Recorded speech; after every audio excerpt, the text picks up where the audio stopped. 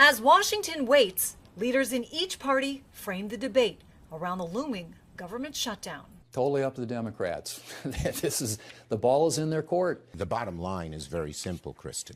It's up to them. Ahead of a meeting at the White House with President Trump and the top two leaders from each party, Republicans say all they're asking is for a clean continuing resolution to give both sides more time to negotiate. What the Democrats have done here is take the federal government as a hostage, and for that matter, by extension, the American people, to try and get a whole laundry list of things that they want. Those things they want largely centered around health care, including extending Affordable Care Act subsidies to help people afford their premiums, which expire at the end of the year. People are losing their jobs. Rural hospitals are closing. People are going to get notices of $4,000 a year increase in their premiums. So our job is to represent the people of America. That doesn't happen until the end of the year. We can have that conversation, but before we do, release the hostage. Set the American people free. Now, the House already passed a stopgap spending bill, and the Senate will once again try to do the same in a vote on Monday night. But with only 53 Republicans, they'll need to get several Democrats to join them. And for some Democrats, this will be a tough sell. They feel like this is the only time they've had any leverage since President Trump came back into office. I'm Christine Frizzell reporting. Mr. President, furloughs are very typical when the government shuts down. Why is the administration directing federal layoffs of federal workers this time around? Well, this is all caused by the Democrats. They asked us to do something that's totally unreasonable. They never change. They want to give money away to illegally, people that entered our country illegally. They want to give them massive federal money. And we don't want to do that because it means everyone's going to just keep pouring back. Right now we have absolutely perfect borders like you haven't seen in many years. Even better than I had great borders during my 4 years, but these borders are stone cold closed. You can only come into our country legally now. But the Democrats want to give it all away. They want to open up the borders. Take a look at that. Big thing. They want to open borders again. After what we're going through now, getting rid of prisoners, getting rid of all of these people dropped out from mental institutions, drug dealers, drug addicts, everything. They're putting everybody into our country. It's all ended now. But this is what Schumer wants. This is what the Democrats want. They want to have, and they want to take our money. We're doing well because of tariffs. We're doing unbelievable. We're making more money than we ever have made. And by the way, we're going to take some of that tariff money that we made, just to get off the subject for a second. We're going to take some of that tariff money that we made. We're going to give it to our farmers, who are, for a little while, going to be hurt until it kicks in. The tariffs kick into their benefit. So we're going to make sure that our farmers are in great shape because we're taking in a lot of money. We're finding, the other day, it was very interesting, they found $31 billion. They said, sir, we found 31. I said, you mean positively, right? They said, yeah, 31 million more than we knew. And they said, we don't know where it came from. I said, check the tariff shelf. They came back the following morning. They said, you're right, sir, it came from the tariffs. We've never seen anything like this. So what we're going to be doing is we're going to be taking some money from all of the tariff money that we've taken, and we're going to distribute it to our farmers until the tariffs kick into their benefit, which ultimately the farmers are going to be making a fortune. But it's a process of, it has to kick in. All right, maybe one more.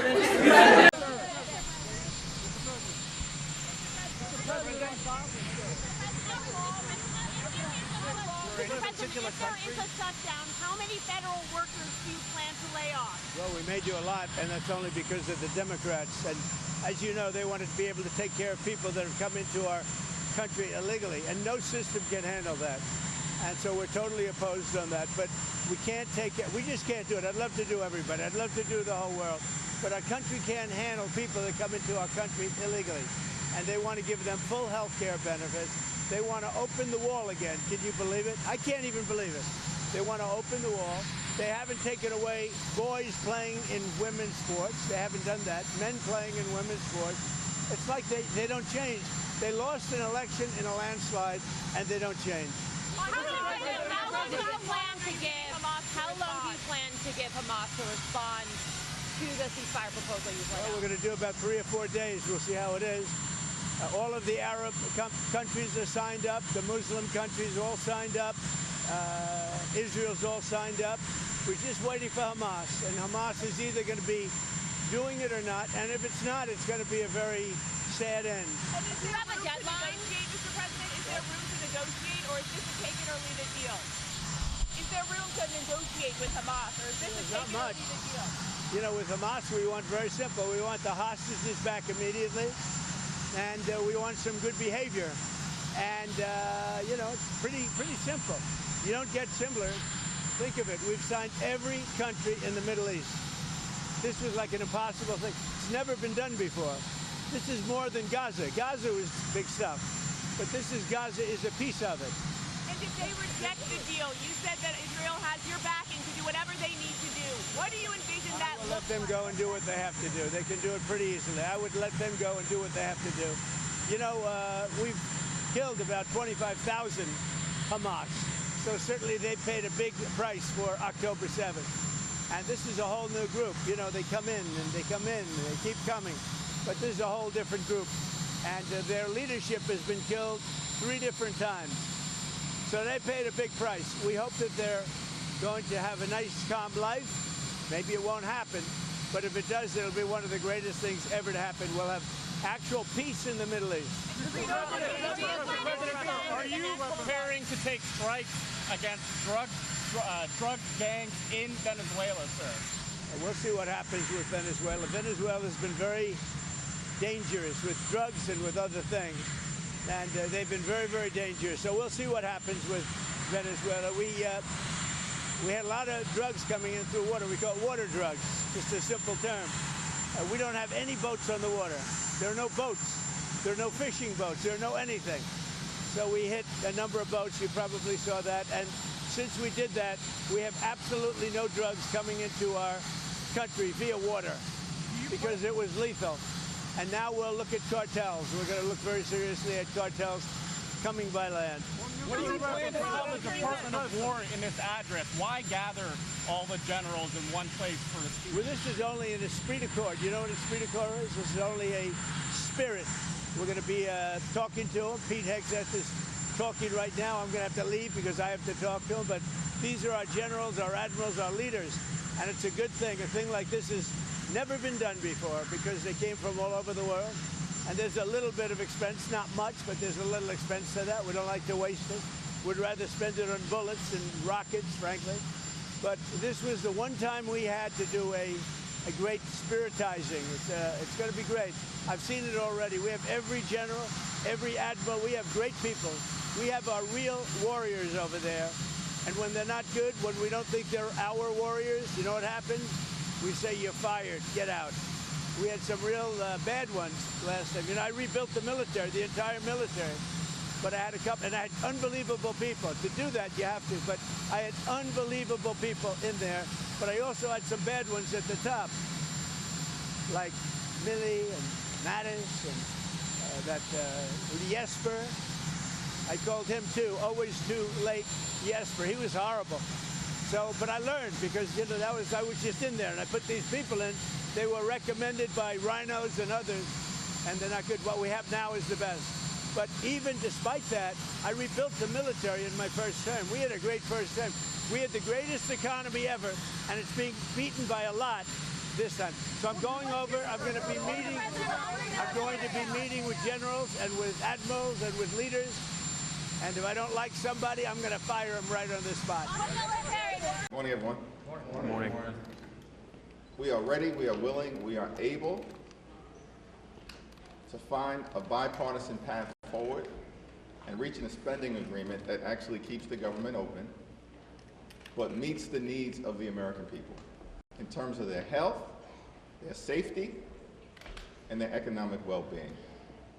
Related to lowering the high cost of living, as opposed to allowing tens of millions of Americans to experience dramatically increased healthcare costs. What we will not do is support a partisan Republican spending bill that continues to gut the healthcare of the American people. Over the last several months, Republicans have created a health care crisis in the United States of America. Largest cut to Medicaid in American history, triggering the possibility of a $536 billion cut to Medicare if Congress does not act because of what happened with the One Big Ugly Bill. Republicans have refused to extend the Affordable Care Act tax credits, and as a result of that, millions of working class Americans are going to experience skyrocketing premiums, co-pays, and deductibles at a time when America is already too expensive. Hospitals are closing. Nursing homes are closing. Community-based health centers are closing because of what Republicans have done in their One Big Ugly Bill. The Centers for Disease Control are under attack in the appropriation bill that Republicans have put forth in this month. The National Institute of Health under attack because of what Republicans have done in their appropriations bill this month. And they're limiting the ability of children and families to get vaccines. This is a five-alarm fire in terms of the Republican-caused health care crisis. And that's why Democrats are determined to turn things around. Questions? Leader Jeffries. Leader Jeffries. The White House today, you get some assurances that they're willing to negotiate on extending the Obamacare subsidies. If that happens, would you then be open to a clean CR for the next 7 weeks? Our position in the spending bill that has been introduced by House and Senate Democrats is a permanent extension of the Affordable Care Act tax credits. Enough with the games that Republicans have been playing connected to the health care of the American people. And no one can trust their word on health care. Are you kidding me? These people have been trying to repeal and displace people off the Affordable Care Act since 2010. That's 15 years. And on behalf of the American people, we're supposed to simply take their word that they're willing to negotiate. The American people know that would be an unreasonable thing for us to do. Why not negotiate? Thank you. Good morning. Do you really think that the president is in a position and in a mood to negotiate? He canceled the meeting last week. Do you also anticipate that this could be one of these, yelling matches that we've seen in the White House Oval Office before, and you walk out and everybody looks worse after the meeting? We've made clear that we are willing to find a bipartisan path forward on a spending bill negotiated by Democrats and Republicans. But it has to meet the needs of the American people. We're not going to simply go along to get along with a Republican bill that continues to gut the health care of everyday Americans who are already living with this Trump economy where costs aren't going down, but they're going up. Inflation is going up. Donald Trump and Republicans promised to lower the high cost of living on day one. That hasn't happened. But you think he's ready? And now we're on the brink of tens of millions of Americans literally experiencing premiums that are going to increase by thousands of dollars a year. This is going to cause people to fall into medical bankruptcy. That's not acceptable in the wealthiest country in the history of the world. Leader Jeffries. One of my colleagues spoke with the president just yesterday. He basically said that unless you, as Democrats, back down off of your position, a shutdown is likely. Specifically, he said, I just don't know how we are going to solve this issue of Democrats. He says they're not interested in fraud, waste, and abuse. And then with respect to health care, he says that basically it's got to address immigration and border-related matters. Otherwise, it's just not acceptable to us. So can you specifically respond to that, and are you open to compromise? We've said from the beginning that we're willing to find a bipartisan path forward, and our line in the sand is the bill has to help everyday Americans, not hurt everyday Americans. Let's be clear about what this group of people have done. This One Big Ugly Bill that Republicans passed, they're telling the American people what they're all about. Largest cut to Medicaid in American history, ripping food from the mouths of hungry children, hungry seniors, and hungry veterans, and they did all of that to reward their billionaire donors with massive tax breaks. That's what Republicans have been all about in terms of governing this year. And we're not down with any of that. It's not complicated. So our view is, yeah, we'll find a bipartisan path forward to meet the needs of the American people, starting with health care and lowering the high cost of living, because we're in a health care crisis right now. Let me address the continued effort to try to misrepresent the Democratic position. In fact, Republicans are lying because they know they don't have the high ground. They have a weak position because they're trying to continue to hurt the American people. Federal law prohibits the expenditure of taxpayer dollars on providing health care to undocumented immigrants. Nowhere have Democrats suggested that we're interested in changing federal law. The question for the president is whether he's interested in protecting the health care of the American people. Leader Jeffries, Leader Jeffries. Can you talk a little bit about your approach to the meeting today, given the fact that you've not met the president face-to-face like this before? And then secondly, the idea as you talk about a five-alarm fire, do you have a concern that if the government shuts down, it only makes the five-alarm fire worse? Here's the thing. Republicans control the House and the Senate, and there's a Republican president. If the government shuts down, it's because Republicans want to shut the government down. We've been in a five-alarm fire since January 20th. Mass firings have occurred since January 20th. They've triggered an environment where costs are going up, not down, despite their promise to change that dynamic. All the things that make America the great country that we are actually under assault. And in this country, wealthiest country in the history of the world, our view is simple. If you work hard and play by the rules, you should be able to live the good life. That's what we're fighting to achieve. Good paying jobs, good housing, good health care, good education for your children, and a good retirement. And for millions of Americans, they're doing the first two things. They're working hard, they're playing by the rules, but they're unable to live the good life. And good health care is a big part of that American dream. But Mr. Leader. Our approach, and Leader Schumer and I are in lockstep. House Democrats, Senate Democrats are in lockstep. We're heading into the meeting to have a good faith negotiation about landing the plane in a way that avoids a government shutdown, but does not continue the Republican assault on the health care of the American people. Leader Jeffries, Leader Jeffries. Why not allow the typical appropriations process? I mean, what are Republicans going to get out of this if it's just 7 weeks of funding for a whole host of demands? In terms of the typical appropriations process, what House Republicans have done is to continue the Republican assault on health care.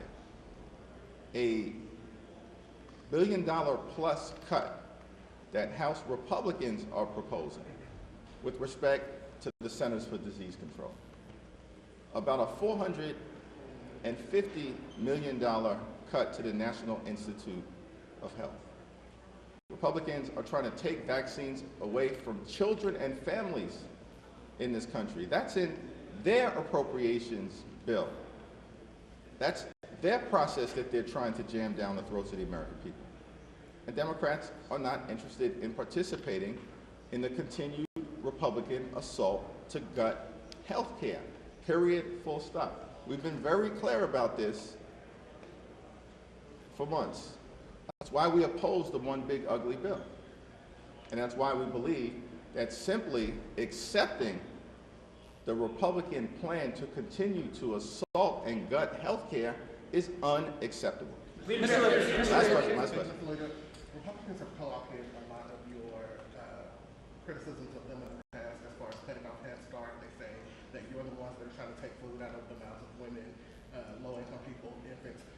Are you confident that Democrats, if the government shuts down, will continue to be able to convince the American people of your position that it is the Republicans that are shutting down the government when they're saying, hey, we're giving you what you want. You're the ones that are going to hurt the American people by shutting the government down. The Republicans are trying to jam a spending bill down the throats of the American people that was a partisan spending bill that Democrats in the House strongly opposed in March because it hurt veterans, hurt children, hurt seniors, hurt housing affordability, hurt child care, and it hurt the health of the American people.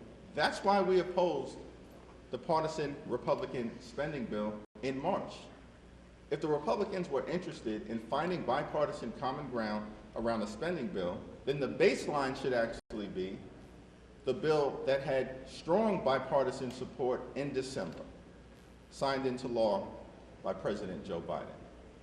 Our position will continue to be clear in this meeting and as we communicate to the American people: cancel the cuts, lower the costs, save health care. Thank you, everyone.